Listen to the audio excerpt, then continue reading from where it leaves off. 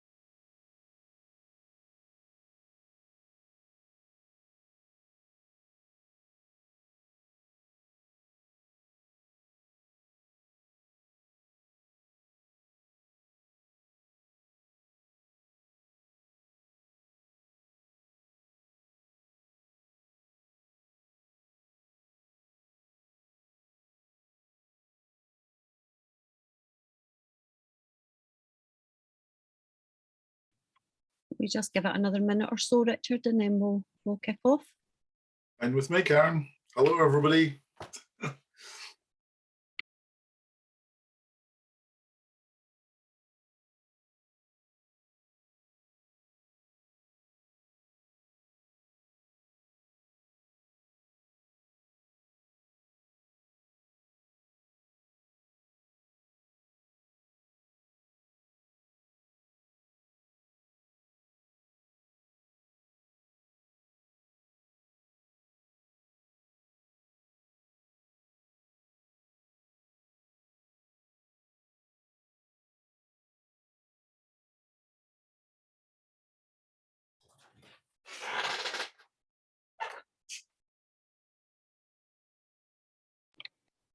Right, I think we will just kick off. Richard, if you're okay. Yes, I'm good to go. Wonderful. So good evening, everyone, and thank you for joining us tonight for our annual Tech Trends event with our favourite analyst, Richard Marshall. Before we kick off properly, for those of you who don't know me, which I am sure there are many, I'm Karen Meakin and I'm the CEO here at Scotland Is, and we are the trade body and cluster management organisation for Scotland's tech sector. We are member driven and funded and bring together and support upwards of 1,000 companies working across the sector, many of which are on this evening. 2022 is looking to be yet another busy year for us and for the sector. We have a number of initiatives going on and getting ready to kick off, which we hope the sector will help support. Firstly, there is our annual tech survey. This is a health check for the sector as a whole, looking at skills requirements, export markets and future goals. If you can, please just take 10 minutes to complete the survey. It really would be much appreciated, and I will put the link in the chat function. We're also rolling out our Digital Critical Friends programme in partnership with DYW in Glasgow and the West and SDS in the south of Scotland. This programme aims to secure critical friends in all high schools within these areas, and will let teachers and pupils know what's happening in the sector, where the new technologies are, share emerging career opportunities and how to access them, and encourage our young people into the subject. The aim is to help shape the curriculum for future jobs, and that our young people are informed and exposed to our sector and the opportunities that we have.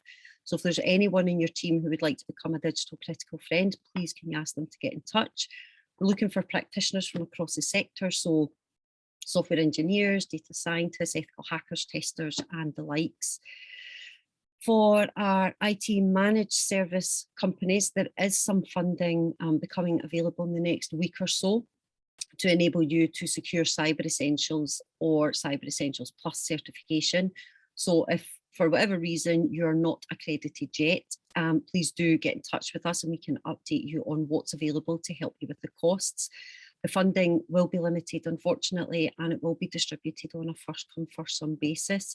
And it is initially for companies within the managed service space. So anyone in that space looking to get some additional funding to help secure that certification, please do drop us an email. And finally, promise, we are hosting a Scottish Cluster Conference in Glasgow at the end of March, bringing together insights and opportunities in areas such as space, net zero, photonics and supercomputing. We will collate and circulate some further information in the coming weeks, so please do keep an eye out for that. And of course, we have Cyber Scotland Week at the end of February, so we do hope that you will get involved in and or come along to both. Back to the event in hand, a few housekeeping points, if I may, please. If there are any questions, please can you put them in the Q&A function, and we will get to them at the end of Richard's presentation. Please can you keep your mic on mute so there are no interruptions during the session. And if you hear a fire alarm, it is likely at your end, so please quickly and calmly leave the premises and ensure to take the family with you. We are recording this session and this will be available in the members area of the website in the next few days. So if you want to relive it, it will be there for you to do so. So shall we get started then, please? I am delighted to introduce you to Richard Marshall, Principal of Concept Gap, Senior Analyst at the Skills Connection, Independent Technology Analyst, Author and Futurist, who will talk us through the top 10 trends that we should be using to driving our business roadmaps. So Richard, over to you. Thank you very much, Karen. And we recently had the new connected fire alarms installed in our house. And I can tell you that the noise that they make is absolutely deafening. And it's actually a very good thing that everybody's installing these, because it just makes you realize that there's no way we would have heard a fire in the other part of the house if the smoke detector had gone on, but with this thing, it is deafening. So if you do hear that, I will be evacuating the premises. So anyway, thank you for joining us for Tech Trends 2022. Slightly changed format again, similar to last year. I will be reviewing last year's comments at the end. I've got 10 trends to talk through, but I'm going to start off with looking about this notion that I started last year of what's the word of the year. So I think in technology and management that the word for 2022 is going to be intentional. So everything in these trends is aligned with the notion that we are doing things intentionally, that we don't just fall into them, we don't just follow things blindly. A trend is a trend, it's not the future, it's the future. A future is not the future. We are looking at all sorts of different ways of doing things. And one of the amazing things that has happened in the last, say, 50, 60 years is that we've moved from having very definite trends through to very dispersed activities, and everybody gets to do everything they like. So if you look at fashion, for example, hemlines used to go up and down, collars used to get bigger and smaller. Nowadays, nobody really cares, and it's all very much open to choice, and that choice has to be intentional. So with that said, I want to revisit the slide that I used back in 2018, which I think is well worth going back to, which is if we're looking at disruptive trends, they do go through the emerging phase, the growth phase, and the mainstream phase. And this is very similar to early adopters, etc. But the important time to look at something is when it's in that growth phase. Is that when it's strategic? So it's really interesting. I'll talk about it a little bit later, but if you look at cloud, a lot of people didn't think that cloud was going to do anything. They thought it was non-strategic, wasn't interesting. And it was that period when you actually start to see that hockey stick curve effectively going up, where people are beginning to put effort into a technology. That is when you really need to start investing in it, unless you are one of the people who's in the initial phase, because all too often there are things that just fail. So there are technologies that come up, they're interesting, they grow for a bit, and then they frankly disappear.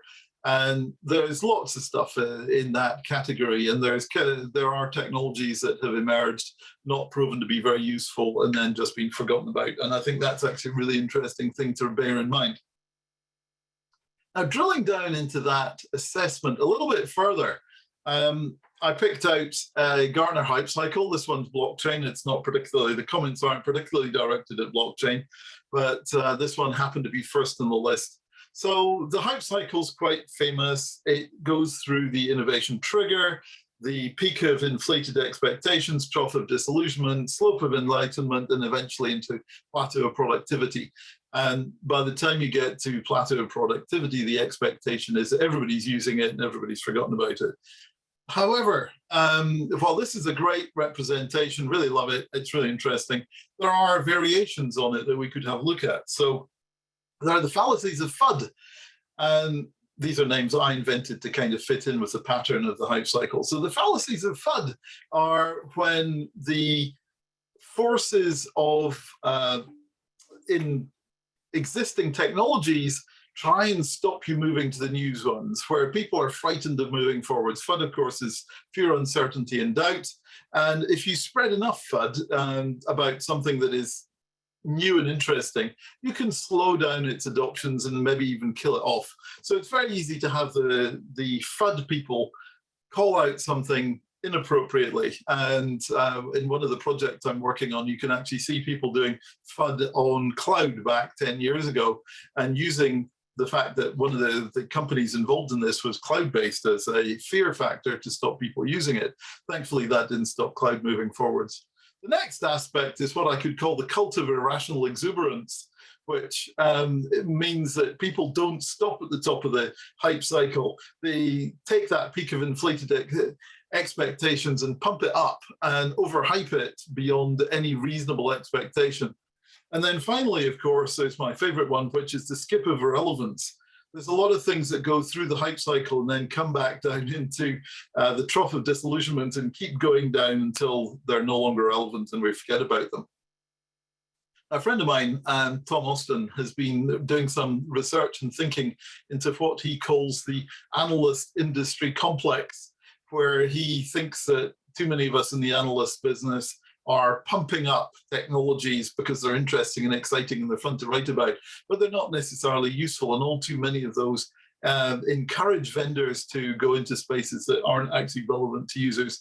And all too many of these technologies fall into the skip of irrelevance. And I think it's very important as we look through the trends that come up here to bear in mind that some of this stuff might end up in the skip of relevance.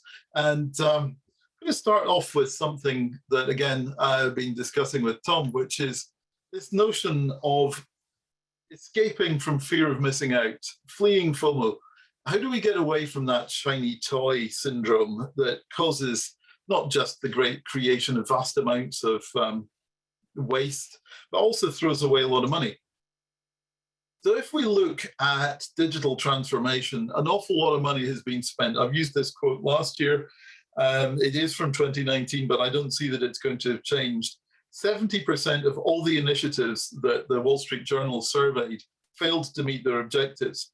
And that, I think, is because they were primarily driven by FOMO, fear of missing out. They thought, oh, we've got to do digital transformation. And they didn't actually think what that transformation meant. They didn't think through what that journey was. And as a result, $900 billion was wasted by companies. We obviously went into the digital ecosystem. It's not entirely wasted, but it's really interesting to have a look at why does that happen?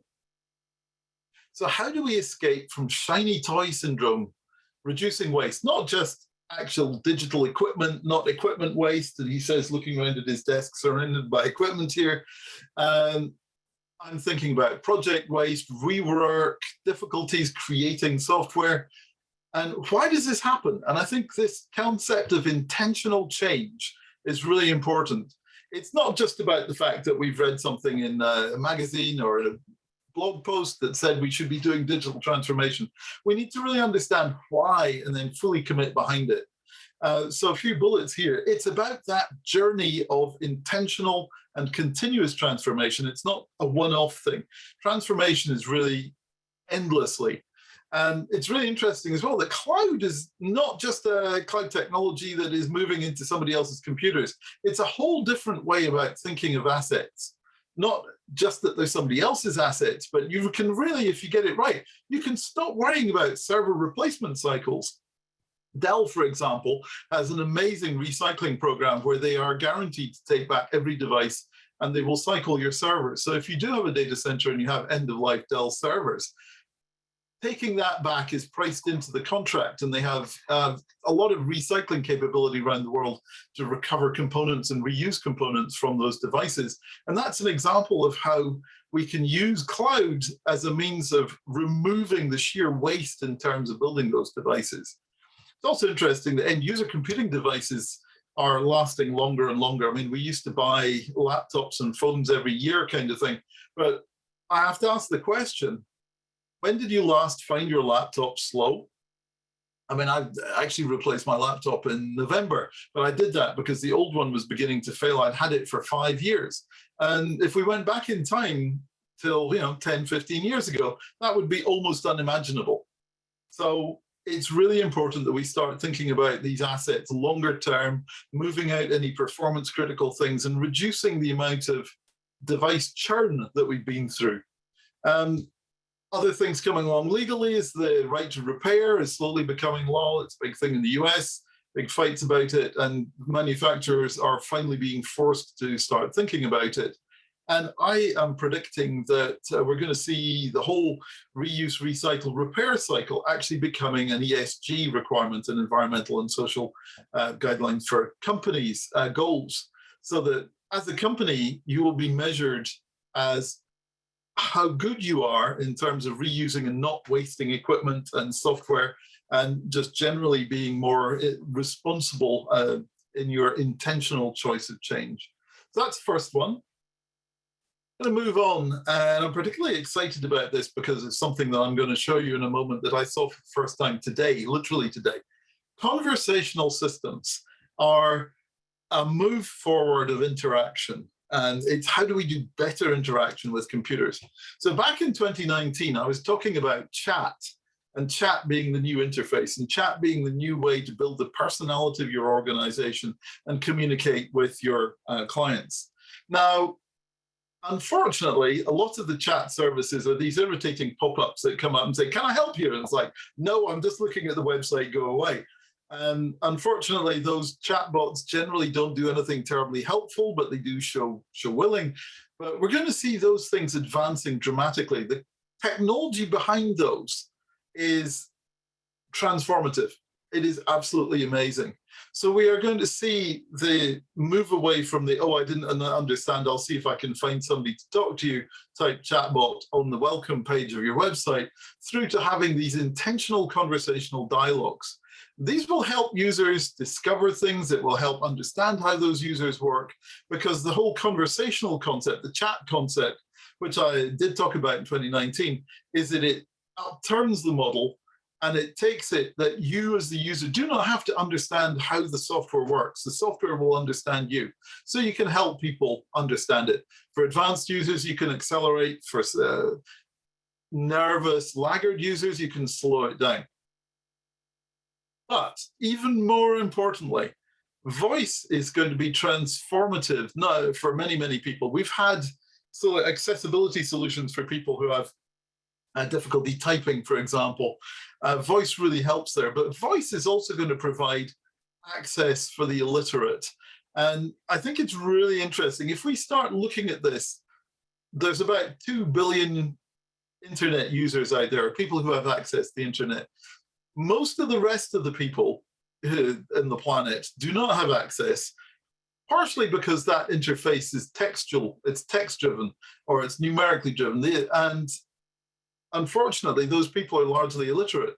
So if we move to using voice as the key technology for connecting to digital services, we suddenly enable the next billion users, and we can transform their economic conditions by giving them access to all the amazing services that we've seen, for example, the SMS revolutions in Africa.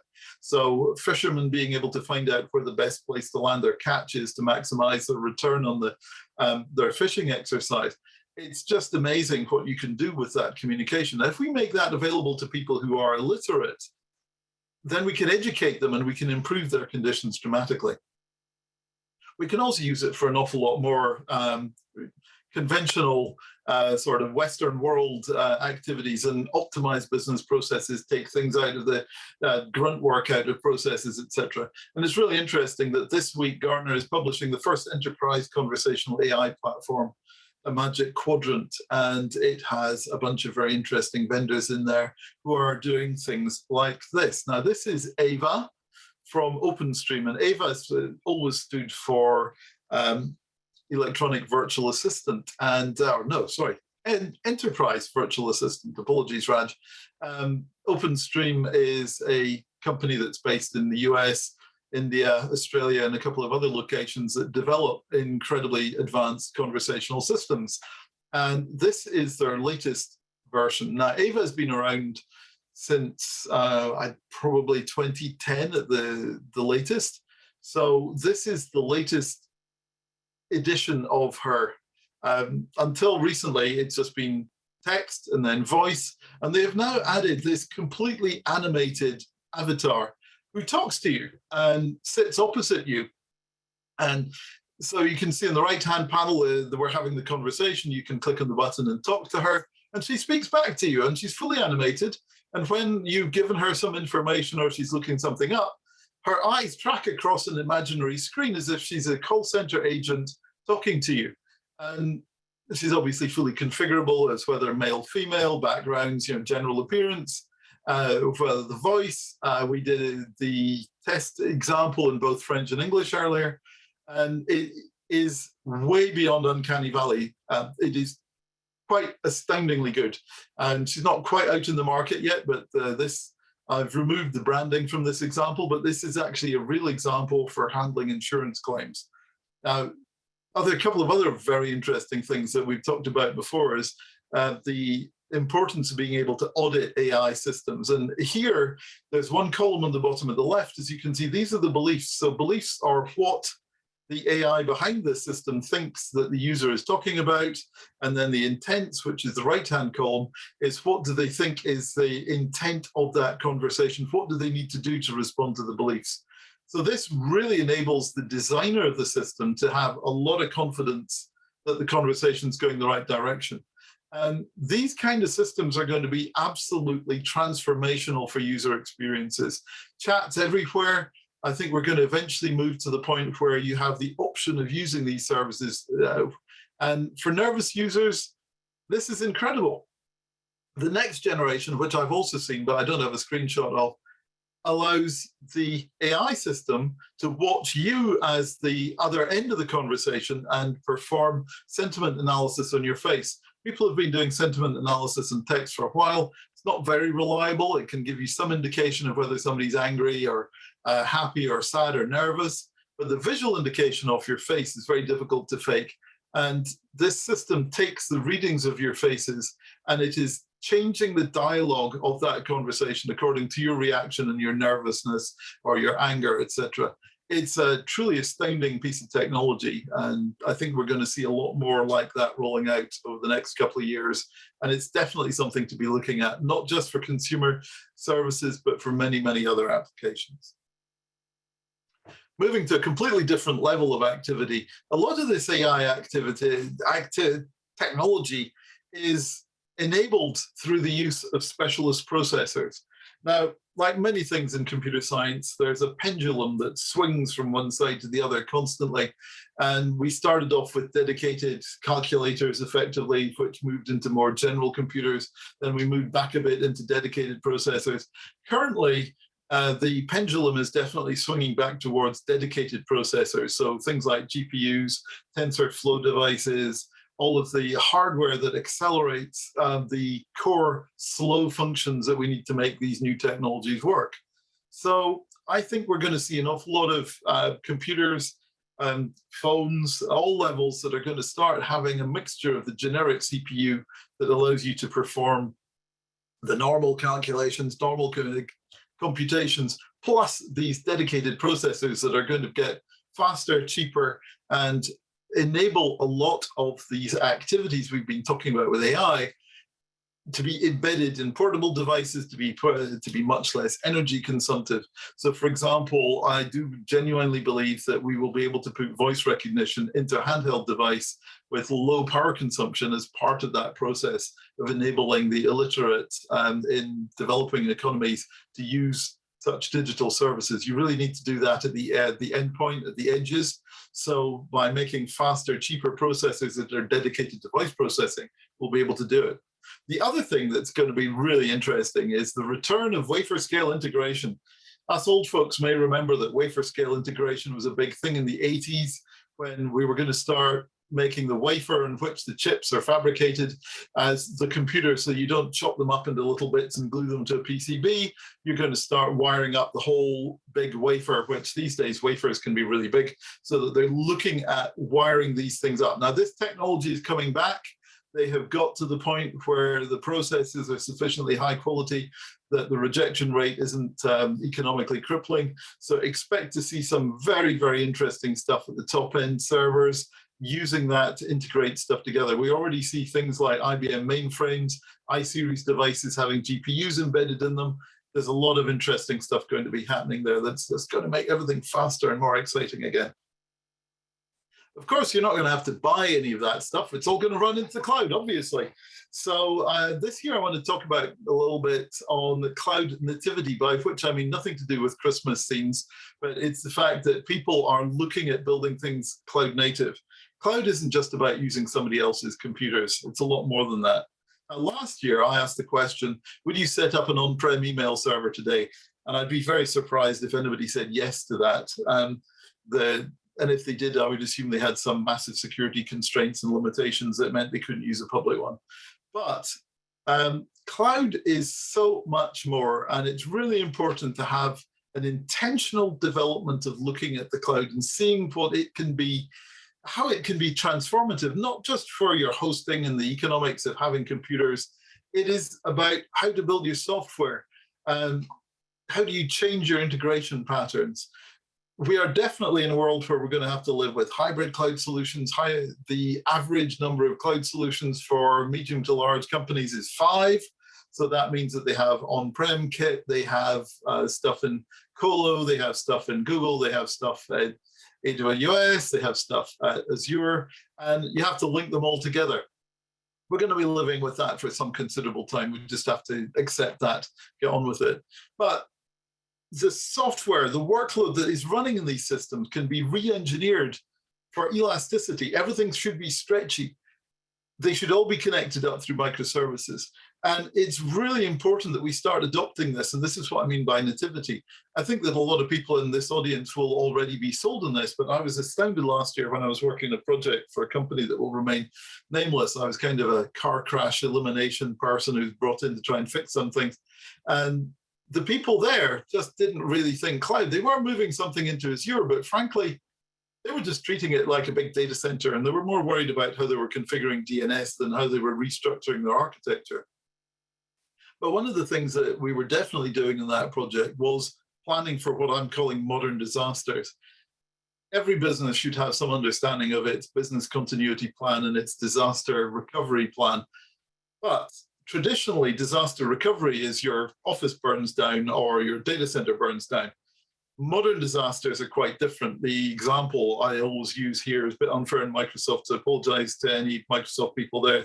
What happens if Azure AD, Active Directory, fails and all the identification services and authentication services you're using right across the whole of your business and across the whole of the data centers that they are using? What happens if that goes down? And this has happened. So you're locked out. The machines are still there. They're still working. You just can't get at them. And that, for me, is an example of the modern disaster that you have to think about. Yes, it's possible that if somebody nuked Dublin, it might take out the entire of the West Europe data center of Azure, but it's highly unlikely. All of the hyperscalers actually separate out their data centers into multiple data centers that are physically separate. And they might lose a complete data center at one point. But your services are still going to be running. It's really quite interesting to have a look at the whole thing as a different way of understanding how you plan for failure. because it's not going to be the hardware, it's not going to be the building, it's not going to be the power of the network, it's going to be the software, it's going to be some critical service that you've not relied on before. Anyway, that's kind of negative sounding, but really cloud is far more than putting stuff out there. It's about re-engineering your systems and rethinking them so that you can transform the way those services are delivered. And the next step is moving into thinking about how are you going to use those services as asynchronous work. So office hours really date from when factories actually needed daylight to come in so people could work with them. So the fact that we work 9 to 5 has a long, complicated history all the way back to the beginning of last century. In the whole focus of human endeavor, that's not actually a very long time. There isn't actually a real reason for many of us to ever be in an office at any particular time. Yes, I'm a huge fan of remote work. My view is that remote first work has won for those who can. As the footnote there, there's obviously people who have to be in a place forced to do that, and I feel very sorry for them, but unfortunately, that's what it is. Those of us who can work remotely and wish to should be allowed to do so, is my strong belief. And there's a lot of activity going on here. On the last couple of tech trends, I've talked extensively about how do you support remote work during the pandemic. And what we're seeing is what I can describe as an intentional move towards human-centric work, and a move away from basically management culture that relies on being able to look out across a massive bodies to see that they're working. So we have to look at trust. Big thing, trust's really important. You have to have a model that's based on trust. But it's really, this whole concept of asynchrony is really important. So if you look at something like GitLab's Remote Manifesto, which you can find quick search on the web, it documents extensively the advantages of using an asynchronous approach. What do I mean by asynchronous? You write stuff down, you communicate in text so you can go back and look at it. People can respond when it's practical and convenient for them to do so that they don't have to give an immediate kind of knee-jerk reaction to questions. It doesn't disrupt their flow. People can stay in flow and then answer your question later. This doesn't eliminate the need for intentional face-to-face time. And it's really important to plan those in. Although, frankly, I do pretty much work with people all the time that I've never met face-to-face and know them extremely well. So a lot of stuff is evolving. And a lot of it is actually about the role of management. Now, we do have somebody in Scotland who is very active in this area, Chris Hurd. If you follow him on LinkedIn, he is posting several times a day amazing facts about human-centric work, remote work, and the return to office culture. And it's really interesting what's going on out there. Landlords are now basically providing buildings rent-free and bribing big companies to stay in those offices. 20% reduction in office occupation and new leases. And we are at the highest point ever of empty office space because nobody wants to use it. Nobody's renewing licenses unless they're bribed to. Leases, apologies. So how can we manage this? Well, there's a lot of people out there thinking, there's this French lady, for example, Céline Schillinger, who has a book's just coming out. I thought it was out already, but unfortunately it's been delayed. And she's talking about daring to unlead. And this is all about trust. I was talking about trust. Management have to trust people. And that doesn't mean that they run things to monitor productivity and count keystrokes and cameras to check to see whether you're actually at your desk or not. And we really need to start reorganizing the way we organize ourselves. There's a lot, as I say, there's a lot of stuff happening out there. There's a lot of people thinking about this. Her site has a good source of information about it. And this product, and if you can see me in the video, I'm holding up the book that goes with it. Paul Miller and Shimrit Jains of Digital Workplace Group are doing a lot of work around what's called nature of work, where they are looking for parallels between the way that things happen in nature, the way that things were used to do before the Industrial Revolution, and pulling them together. And here's a quote from the head of digital and people experience at AstraZeneca, saying that this is a seminal piece of work for leaders seeking to build a sustainable organization and to humanize workforce experiences. Now, there's a lot of other people out there who are writing about this, and I'm not proposing to go on at any length about it. You'll be pleased to hear I would recommend looking at Stowe Boyd online. Ed Zitron's very interesting. I've already mentioned Chris Hurd. But there's enterprises out there as well. For example, Cisco is actually going through a lot of research in this area. Slack was doing a lot of research in this area as well, some of which seems to have disappeared with Salesforce acquisition, but hopefully it will not disappear permanently. So expect the way that organizations are structured to change in line with human expectations. Expect a lot of changes in the way that we communicate. And part of that is the continuing rise of low and no code software development. I've been talking about this on and off last year. I was talking about RPA, talking about other ways of doing it. Low-code tools continue to become an incredibly important element in catching up with the latent demand for software provision. We don't have enough engineering talent, and low-code tools aren't necessarily a thing to bypass development technology, which a lot of people think. They're really there to accelerate development so that we get the right tools for the right jobs. And it's really interesting to look at declarative approaches because they really grasp this notion of intentional programming. So some tools are very much targeted at the business developer. I like to talk about self-service development. So if I need to create a business process, for example, for my department, I'm team lead, I can put that together myself. On the other hand, there are tools, as I said, that are designed to take a professional software developer's process and make that more efficient by automating the creation of scaffolding. So as a software developer, I know that a lot of my time when I was writing code was dedicated to building the structures around the actual computational bits, the algorithmic bits, if you like. Why did I have to do all that work? Well, the answer is I don't. I can use a bunch of different tools that are specifically designed to do this. So I can start writing snippets of code. The tool will manage it for me. We already talked about microservices in the context of cloud nativity, but API consumption is a huge part of this ability to have a rich toolbox that lets us pull together applications. And most of the modern low-code tools enable you to very easily consume APIs and increasingly very easily create API endpoints that other people can then consume. More of the modern tools also enable us to have this transformational approach where we're moving into containers, we can do cloud migration, we can adopt a lot of modern technology without necessarily investing time in learning about it. Now that might sound strange, but it means that we don't have to have specialist developers wasting their time figuring out how to build Kubernetes controls for something that they've containerized. These tools will do it for you and then build the pipeline. The analogy I always use here is that you can think of these as power drills. Nobody these days drills holes by hand. Nobody tightens up screws by hand unless they're very small ones. It's all done using power tools. So this is the power tool generation of programming.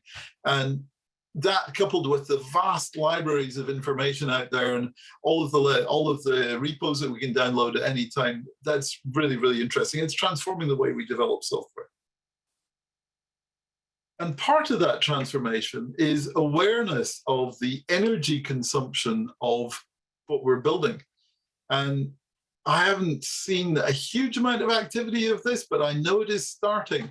I know that some of my friends at Gartner are getting requests about what's the carbon cost of using this technology, whereas normally it would have been what's the dollar cost of the technology that we're looking at.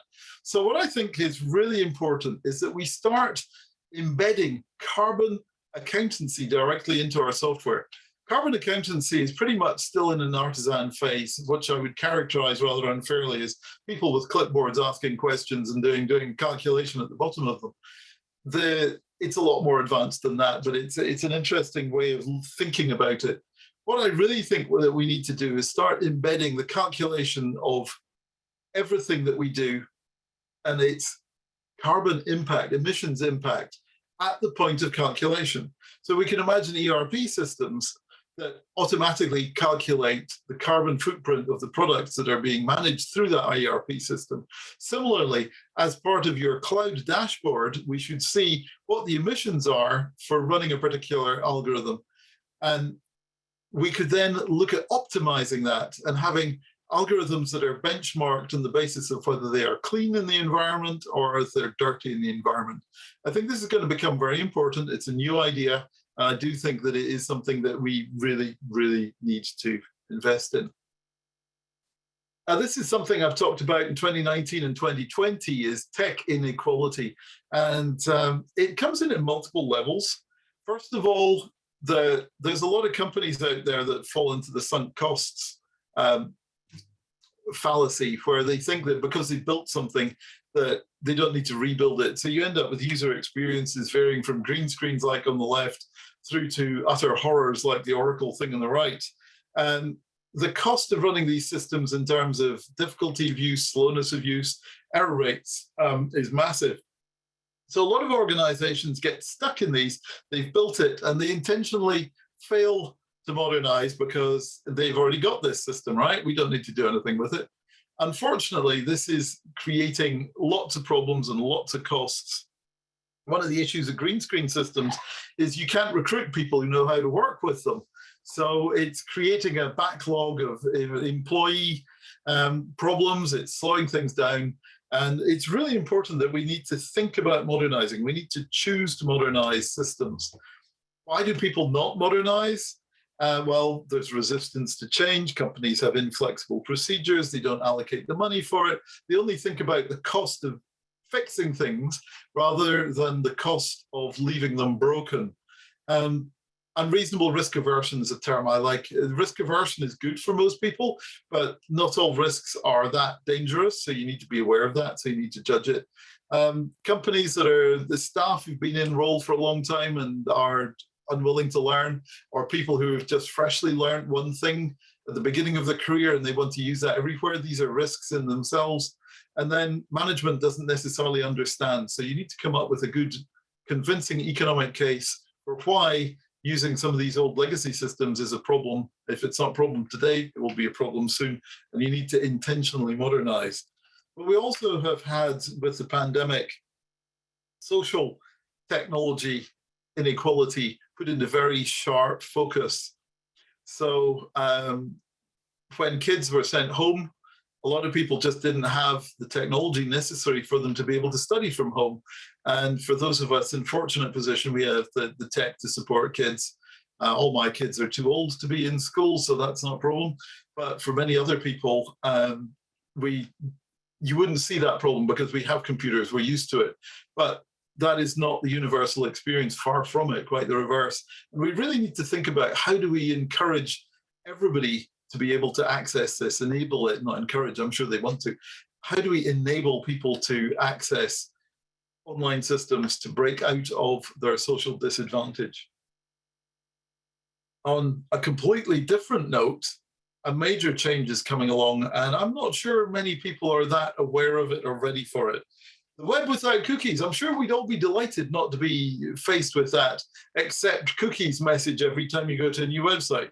But what's actually happening is that Google and some other vendors are phasing out marketing cookies. This is a cartoon from the wonderful Tom Fishburne, the Marketoonist. Yes, it is licensed, in case you wondered.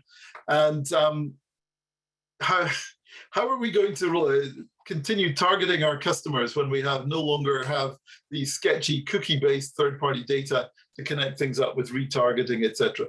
Well, there's a lot of very interesting activities out there, such as account-based marketing approaches for B2B. There's a number of other, what we could call marketing supply chain services coming along. Really very interesting to look at. But transition stage 1 has been put back. It was originally going to be February. This is from Google. It's moved forward to Q4 of this year. And final elimination of tracking cookies is going to be the end of next year. I would suggest that this is a massive opportunity for companies in MarTech to come up with better ways of doing it.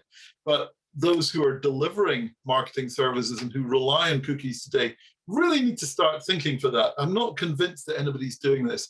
This isn't exactly year 2000, but it could well break everybody's tracking ability in a couple of years' time.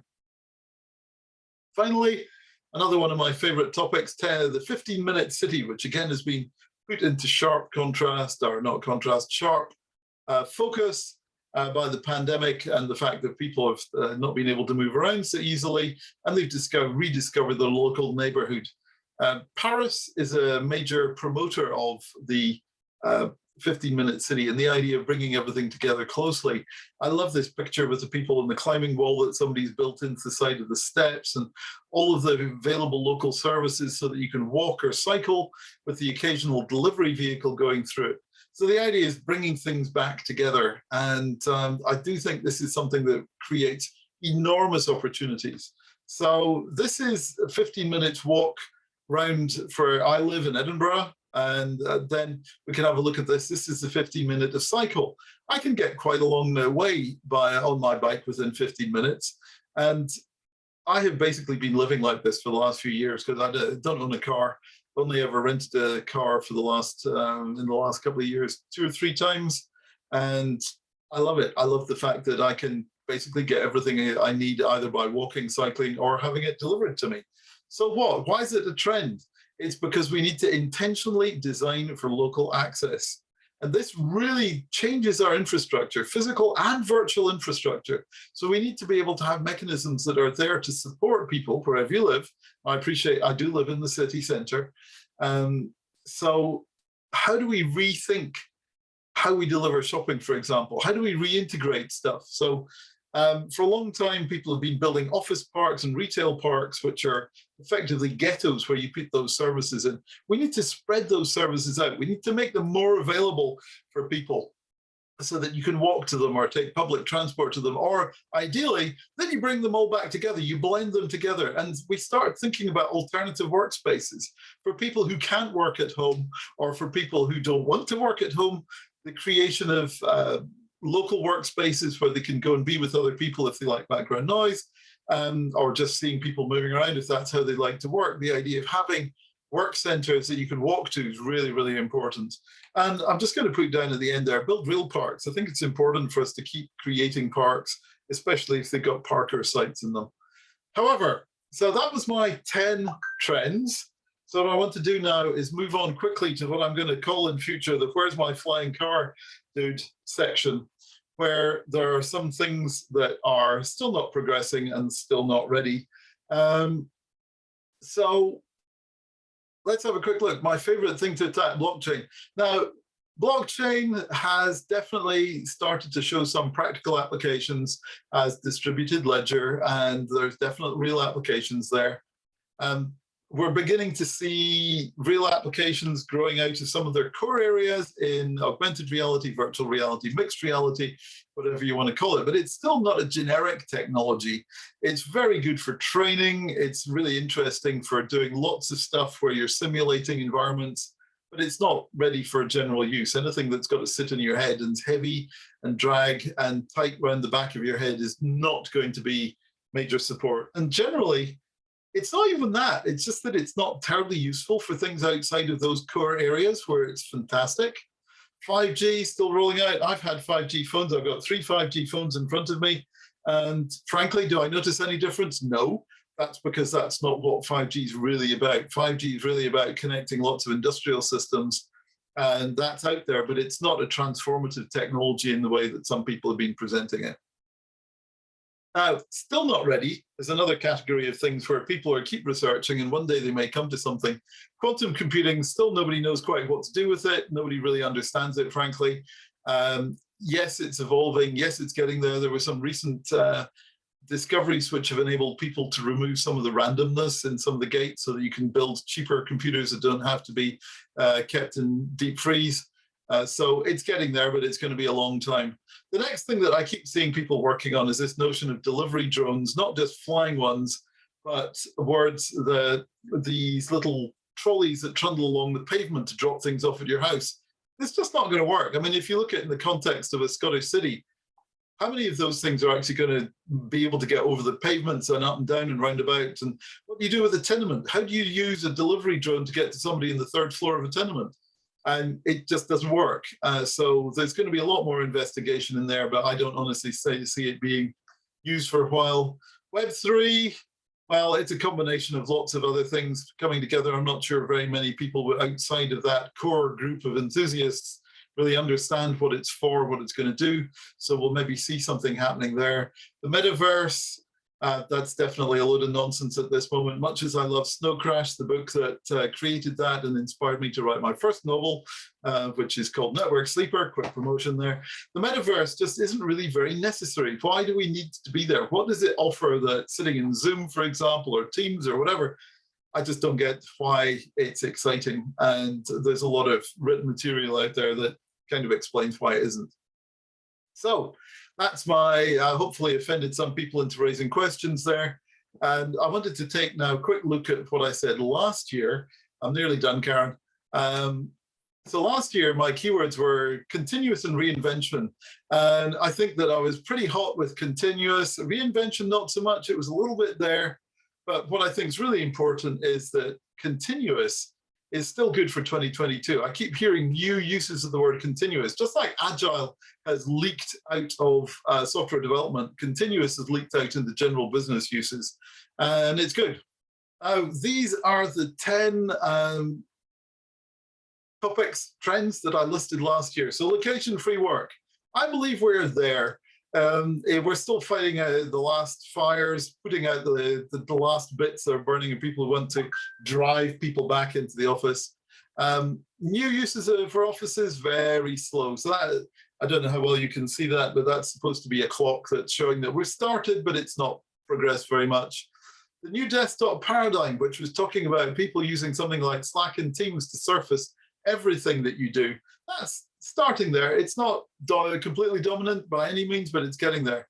Utility computing, which is where you just use stuff on the cloud, SaaS basically, that's progressing nicely. We're going to see that getting up to 90%, and the 10% remaining is custom. That's progressing well. RPA, very software development automation, tools for building stuff automatically, fits with the low-code story, and that's definitely in place. The RPA vendor is definitely doing very well. Touchless interaction, that was really introduced with people worrying about contact transfer of COVID, and that's not really gone anywhere. I don't think anything interesting is happening around that, so that was a dud. Accelerated decisions, yes, I think we are definitely in a world where people do things more quickly.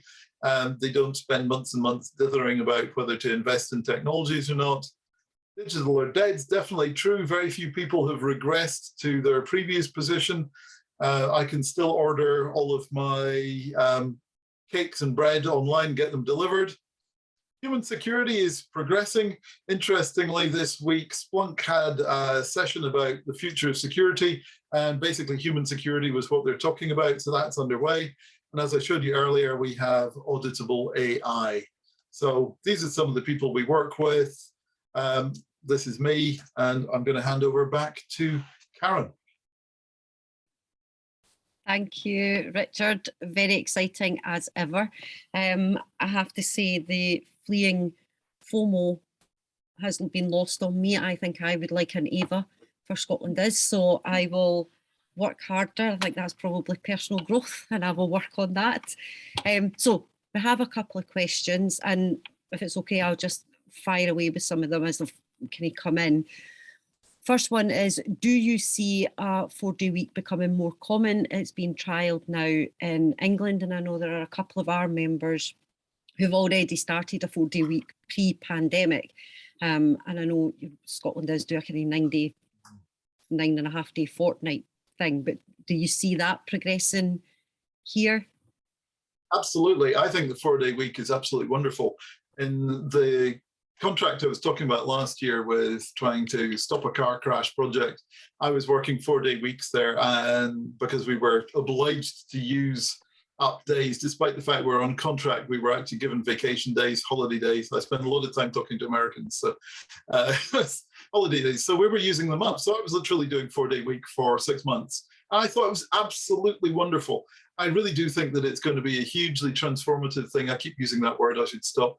And there's lots of people. So New Zealand have been doing it. One of the big consumer goods groups have been running it in a number of countries very successfully, and they're rolling out across the planet. So yeah, I think 4-day week is brilliant, and just opening up that opportunity to spend more time in family, to do more exercise, to be creative, and just generally to be less tired and less dragged down by the grind of doing the same thing for 5 days or 6 days or whatever. So yeah, I think it's a great idea, and I'm definitely convinced that it will become the norm in due course. Well, I'm hoping my team's going to get themselves a coffee during that answer there, Richard. So there's another one, the working from home. Do you think that is considered more inclusive or a potential career barrier for some groups, potentially women, for example? Well, my view is it's more inclusive. Obviously, I'm not a woman, therefore I cannot talk of the lived experience of being a woman. But my view is that it's more inclusive, and I think there's a lot of nonsense talked about the office culture that just doesn't make a lot of sense. So I do work on unrelated technology in one of my other projects in Parker, UK. I work with a wonderful lady who is a who's an inclusivity consultant, and her view is very much that the fact of not being in an office and being accessible is hugely beneficial for minority groups. Now, clearly, we come into the same issues around poverty. The fact is, if you live in a very small place that's shared with lots of people, working from home becomes next to impossible. So that is an issue. If you've got kids running around you, then that's an issue. And I haven't lived that one, but well, I've worked from home when my kids were still at school, but I've always had an office. Whereas my elder daughter and family, her husband was working from home in a very small place as they were waiting for their house to be ready. And that was a bit of a nightmare for them. So I'm aware of the difficulties of it. So, but I do think that what it does is it forces management to look at what people are doing so that we can get away from presenteeism and inaccurate and unjust measures of people's performance. So if you're quieter, if you've not been brought up so that you shouldn't interrupt or whatever, it's actually much easier to use digital mechanisms to do that. Asynchronous is much better. So more people can contribute. There's a lot of stuff being written about how young people will be overlooked if they're not in the office. That's nothing to do with young people. It's nothing to do with training. It's quite simply a management failure. Management people needs to learn to be able to recognize talent wherever it is. So personally, I think it's a very strong message for inclusivity, as long as you have the ability to support people for whom they literally can't do it. Wonderful, thank you for that. On to quantum now, before we have some skills with your low code, no code. So how widespread do you see quantum becoming over the next few years? Not at all. It's not going to leave the lab. 20 years, 30 years, maybe. Wow, really? Yeah, it's fundamental physics we're dealing with here. This is nuclear physics, effectively, and it's about stuff operating at the atomic level at very low temperatures at the moment. And one of the big issues with quantum is not just knowing how to program it, which is difficult enough, but the hardware has a tendency to randomly change its state unless it's kept in basically cryogenic conditions. And what they're looking to do is to see how they can make technology that advances that. So general computing, I really don't see before 20 years out. Well, I was so looking forward to it as well, Richard. You've just deflated me. Thank you for that. Well, explain to me what it's for now. Before I go on to the skill stuff, Callum Sinclair, who sends his very best, he clearly misses the lawyer jokes of the evening. So if you've got one up your sleeve, I'm sure you'd be delighted to hear it. But he has asked any thoughts on growth of NFTs and where they are on the hype cycle. Well, I think NFTs well, I'm going to say I would direct anybody to read Ed Zitron's posts about it. That's Zitron. He's a British guy who lives in San Francisco, works in PR and writes these very long newsletters. And he's been ranting, frankly, about it. It's really interesting, though, because he's done a lot of economic analysis of it. And there's a few other people out there. I think NFTs at this point are a mechanism for fleecing people. And I'd love to hear if somebody can justify their existence. I do. They are environmentally disastrous. They're insecure. There is lots of examples of people losing their wallets and losing all of these things. It's speculation such that a lot of people have called it a Ponzi scheme. Now, I haven't looked into it enough to form my own opinion, but I'm reading reliable sources, in my view, that are viewing it in that way. And it's just too unreliable, too expensive, and frankly, too difficult for most people to understand or access. So what typically happens is somebody gets in at the bottom level, buys some assets, and then tries to resell them. But those assets can be generally replicated very easily, and it's all about the trading process and enriching those first phase of investors in it. So happily talk further about it offline. I said I don't have enough detail, and I'm afraid I don't have any lawyer jokes. Next time. Next time, Callum. But make sure that you've got his email address still. You can pass them on to him via email. Right, so a couple of skills questions based obviously around your low code, no codes. Yep. Does the way that coding is taught in our universities need to change in line with the tools that exist? Or do students still need to learn the basics? And I suppose this could go on to our schools as well, because given where we are just now, there's not enough computer science teachers, there's not enough of young people coming out, the curriculum is not as exciting as it potentially could be. Is there an opportunity to be using some of these low-code tools within our curriculum, within schools, and obviously, you know, our universities? Absolutely, yes. And one of the interesting things is that quite a few of the low-code vendors are painfully aware of the fact that there aren't enough people out there with skills to use their products. Therefore, they give them away to schools and colleges. I do think it's important to understand some of the basics. However, they're not necessarily the same basics that are being taught. So understanding how computers work is kind of useful, how networks hang together, but the details of programming, not so much. What I do think is actually very interesting is to go back to my word of the year, intentional, is that what people need to learn is how to express what they need to do clearly in an intentional manner. So rather than learning how to program things, it's actually be really interesting to teach people the basis of critical thinking, how to break problems down, how to assess problems, and then you can express them in code based on that critical understanding of what the problem you're attempting to solve is. So the other thing I would say is modern programming is very much consistent with this notion of putting blocks together.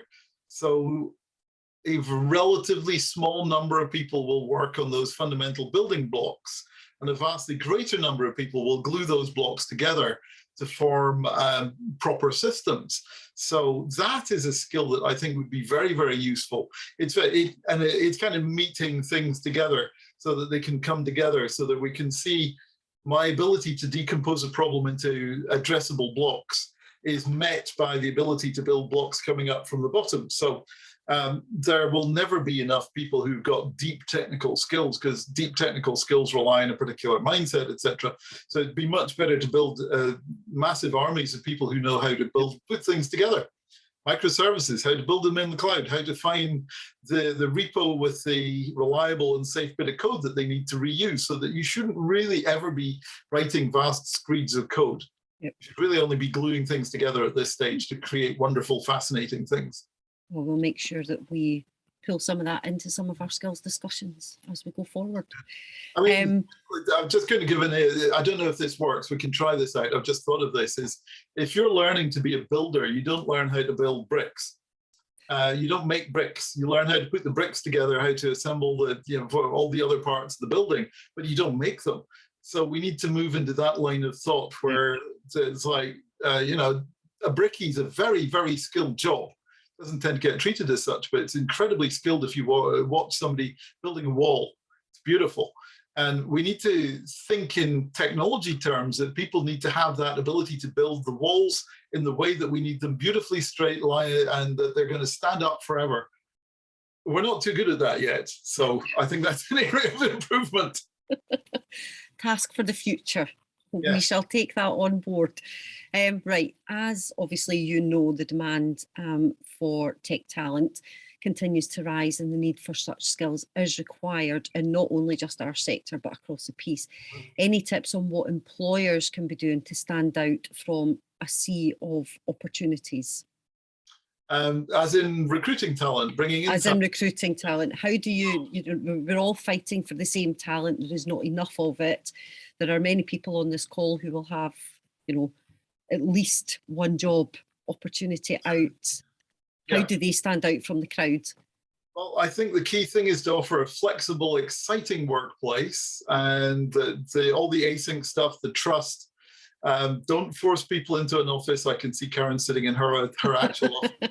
I know Karen likes her office, but don't force people into it. Listen to your staff. And it's not about providing free food, and free food in the office is just a means of making people come in and stay there. It's not about pool tables and beanbags. It's about creating exciting environments. It's the opportunity for growth, training. 4-day week, I think, is a great idea. Even if that 4th day is recommended that you should be reading books. You know, I do actually think things like free book allowance is really important. There are lots of companies that do that. So if you want a book, just expense it. Open to training courses. Well, all that kind of stuff that allows for personal growth is how I would focus on it.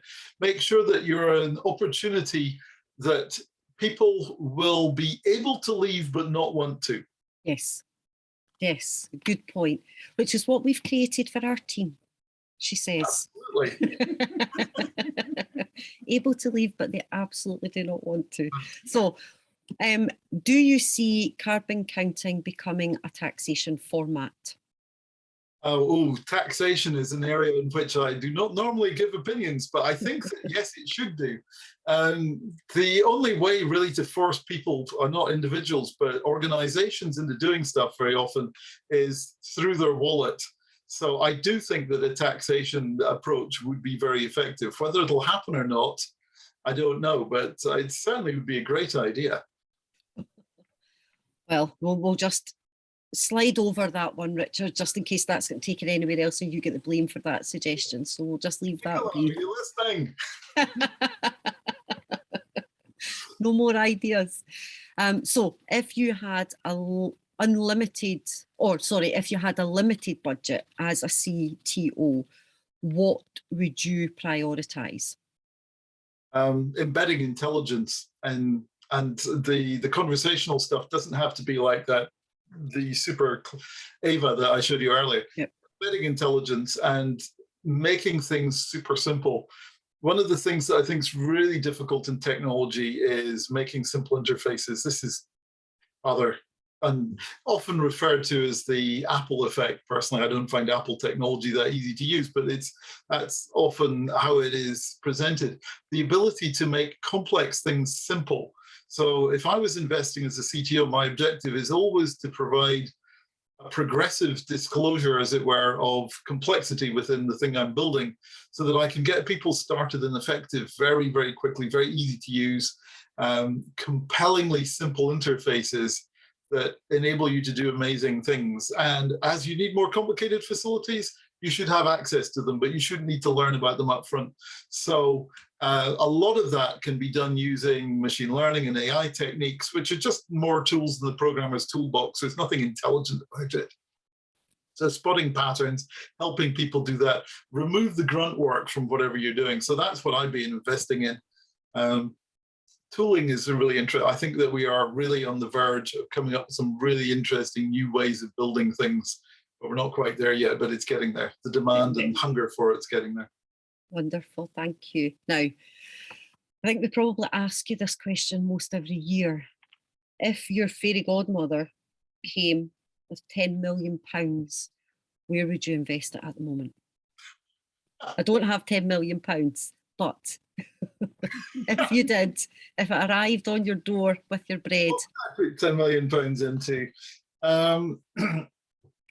That's a good question. I'm fundamentally a tool builder. I'm not a consumer service person, but what I think I would be looking at would be building solutions that manage trust and the human-centric security mechanisms that get away from passwords. And I quite like this new mechanism that people have got where you put your email address in and it emails you a link, but it's still clunky. And normal people like my wife find this very confusing. And two-factor authentication is a great security mechanism. But again, I go back to my wife as a sample non-technical person. She finds that very confusing as well. Calling it TFA doesn't really help people either, or digit 2FA. So I think I would be investing in mechanisms that enable easy identity and authentication mechanisms, but are secure and create an environment where it's like a consumer-facing single sign-on type thing without the complexity of that. So I think that for me is an area that's really important, because sadly, the need for security isn't going away anytime soon. No, I couldn't agree. We have a whole cluster dedicated to cybersecurity, and Kira will obviously, tell you on the horrors that we hear, that, with other agencies that where she's seeing some of them through. So we know where the 10 million's going then. Yes. We will follow suit likely, and we'll, maybe we will be sat here next year from somewhere far sunnier than certainly Linlithgow. Last question. What is your view on driverless cars? They've been just over the horizon for a long time now. And some people, so Malcolm Gladwell argues that even if you can get the technology to really work, all it takes is a pedestrian to decide to walk up the centre of the road and traffic chaos ensues.